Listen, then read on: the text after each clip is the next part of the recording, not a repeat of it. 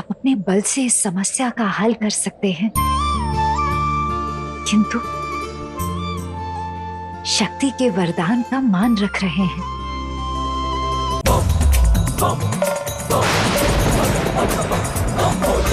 एक बैल से ज्ञान की बातें सुननी पड़ेंगी।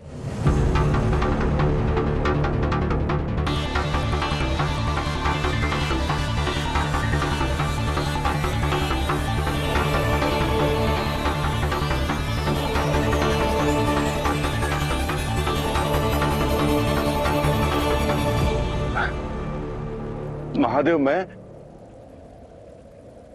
मैं क्या कहूं? आपकी ज्ञान सभा को मैं संबोधित कैसे करूं? मैं तो केवल आपका परम भक्त हूं। एक भक्त हो ना, तो भक्ति के विषय में कहो।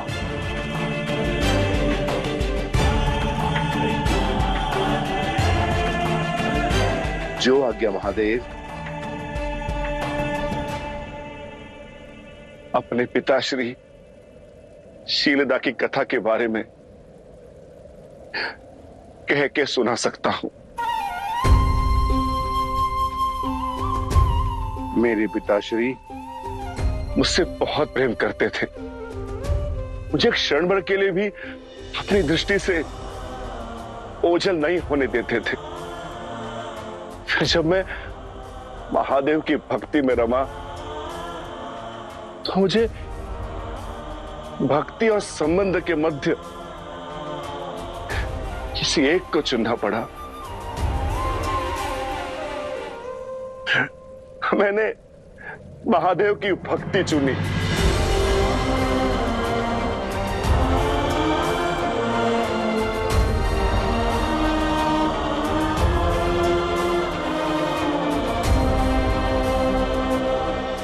और इतना कठिन चयन करने की शक्ति कहां से आई तुम में नंदी? महादेव, आपकी भक्ति से, आपकी भक्ति में ही मेरी शक्ति छुपी है। ओंकारा सदा शिव नीलकंठ महेश्वरा वीरभद्र त्रिशूलील अनघा दिगंबरा कैलाश नाथ महादेवा विश्वेश्वरा रुद्र भैरव पशुपति भोले गंगाधरा।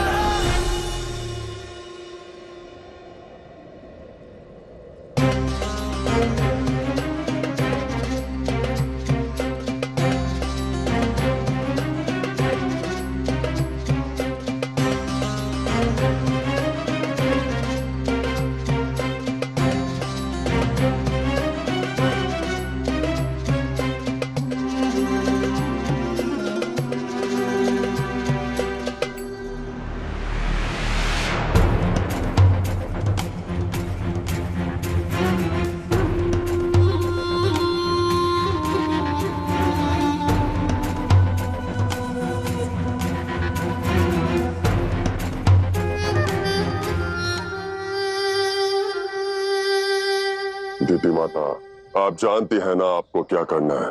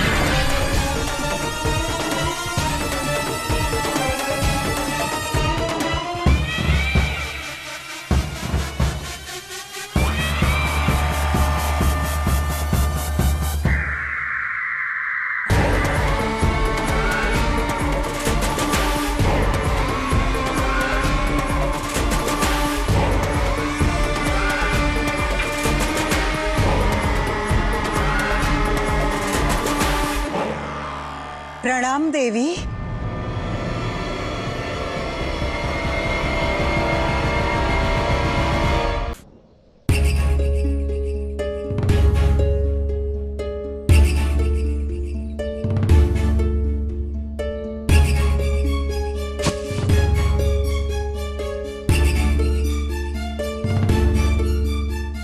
अरे, आप इतने भयभीत क्यों हो रहे? पति हैं आप मेरे। आपको भोजन करवाना मेरा परम धर्म है। देखिए, मैंने आपके लिए भिन्न भिन्न प्रकार के भोजन बनाए हैं। खाकर बताइए कैसे बने हैं।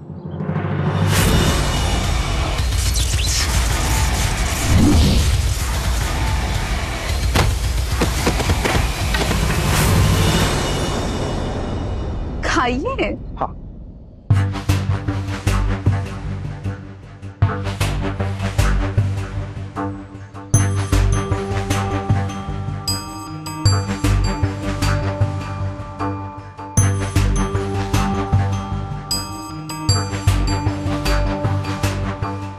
वैसे ये यहाँ कब तक रहेंगी?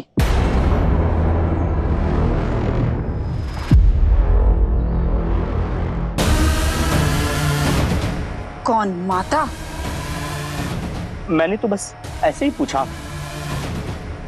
तुम क्रोधित मत होना।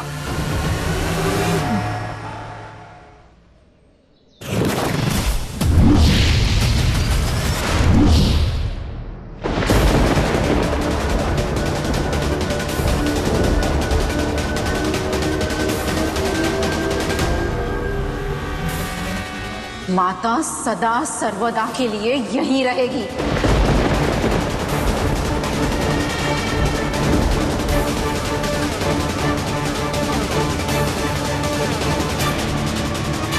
किंतु मेरे पूछने का इतना अर्थ था। माता लक्ष्मी होती तो वो भला धन देती, लेकिन पार्वती माता भला क्या देगी? मूर्ख है आप। इतना भी नहीं जानते कि अगर हम किसी की पूजा करते हैं, किसी की भक्ति करते हैं, तो कुछ पाने के लिए नहीं करते, अपने आराध्य को पाने के लिए करते हैं। समझे आप? समझ गया।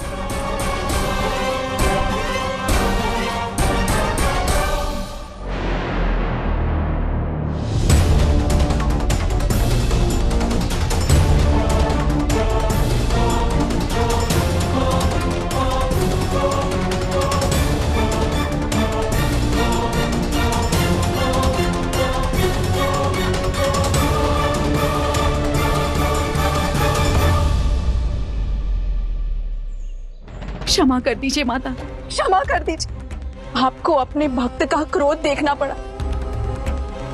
आपने मुझे ये शक्ति स्त्री सशक्तिकरण के लिए दी थी, स्वयं संपूर्णता पाने के लिए दी थी,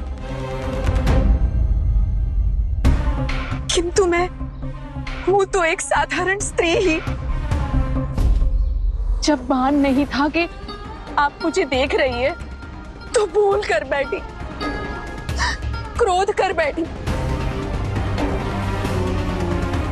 इसीलिए माता, आपकी यहाँ आवश्यकता है। अगर आप मेरे साथ हर क्षण रहेगी, तो मुझसे कोई भूल नहीं होगी।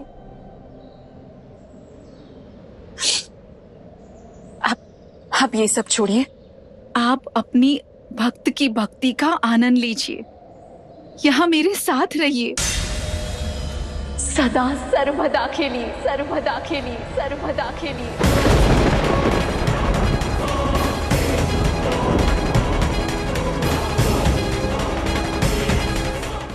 आप अपने बल से इस समस्या का हल कर सकते हैं, किंतु शक्ति के वरदान का मान रख रहे हैं।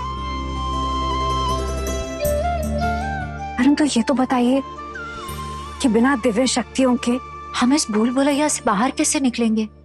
हल है देवी, आप निश्चिंत रहिए। इस दारुका वन से बाहर निकलने की योजना है मेरे पास। सत्य, तो शीघ्र बताइए। दारुका भोजन लेकर आ जाएगी, और यदि उसने सुन लिया तो? उचित है। तो अब आप वैसा ही करेंगी जो मैं कहूंगा। शेष कार्य भोला पर छोड़ दीजिए।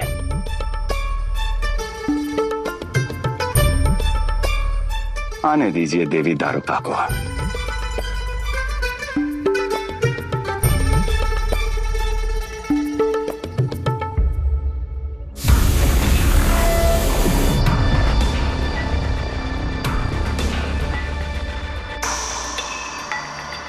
देखिए माता, कितने स्वादिष्ट व्यंजन बनाए हैं। आइए वो ग्रहण कीजिए। मन अत्यंत व्याकुल है दारू का। ऐसा लगता है मुख से एक निवाला भी नहीं उतर पाएगा। अस्वस्थ अनुभव कर रही हूँ।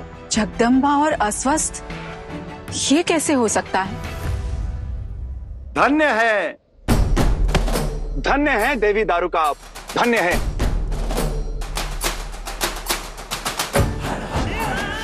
आपको तो ये संपूर्ण संसार कालांतर तक स्मरण रखेगा। जानती हैं, अनंत काल तक आपको स्मरण किया जाएगा कि वो भक्त थीं जिन्होंने अपने ही आराध्य को बंदी बना लिया था।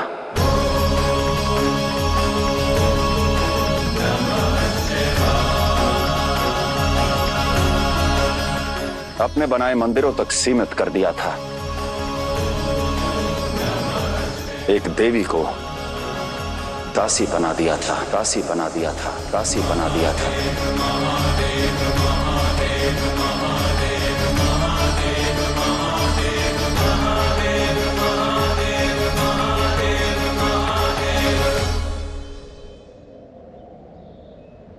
प्रकृति, प्रकृति,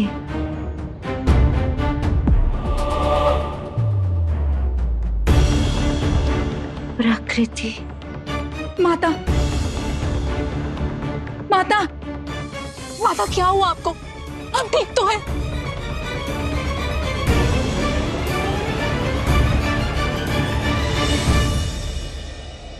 अरे कदाचित अपना परिचय ही तो दे रही हैं। प्रकृति की देवी तो स्वयं है और प्रकृति को आपने बंदी बना लिया है। एक बात बताइए, आपके इस वन में, आपके इस बंधन में इनको कहां से स्वच्छंद वायु प्राप्त होगी और कहां से कल कल बहते जल की प्राप्ति होगी? बताइए बताइए।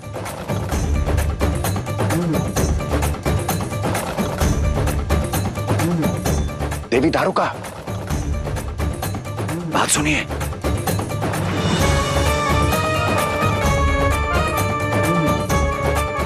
मेरी मानिए तो देवी पार्वती को कहीं बाहर ले जाइए। अरे शैलपुत्री हैं, कैलाश स्वामिनी। मुझे तो लगता है कि पर्वतों की स्मृति ना इनको व्याकुल कर रही है।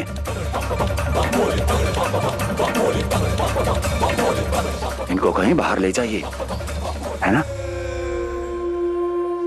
हाँ, चलिए देवी। असंभव।